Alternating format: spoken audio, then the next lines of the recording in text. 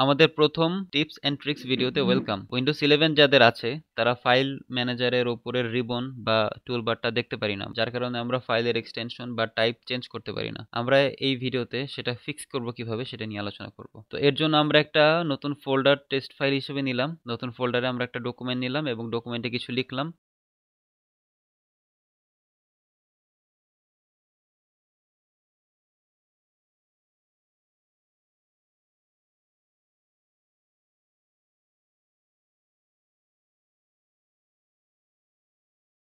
ফাইলের রিনেম থেকেও আমরা টাইপ চেঞ্জ করতে পারতেছি না, অথবা প্রপার্টিসে গিয়েও আমরা টাইপ বা এক্সটেনশন চেঞ্জ করতে পারতেছি না।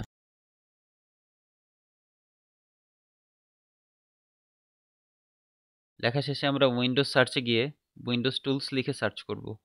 তারপর ডাবল ক্লিক করে দিস পিসিতে যাব। আমরা দেখতে পাচ্ছি আমাদের ওল্ড টুলবারটা দেখা যাচ্ছে। আমরা লোকেশনে যাব, ভিউতে ক্লিক করব, ফাইল নেম এক্সটেনশনের টিক অন করে দিব। আমরা এখন দেখতে পাচ্ছি এক্সটেনশন সহ আমাদের ফাইলের নাম দেখা যাচ্ছে। আমরা এখানে যে কোনো টাইপে চেঞ্জ করতে পারি। আমাদের ক্ষেত্রে HTML করে দেখব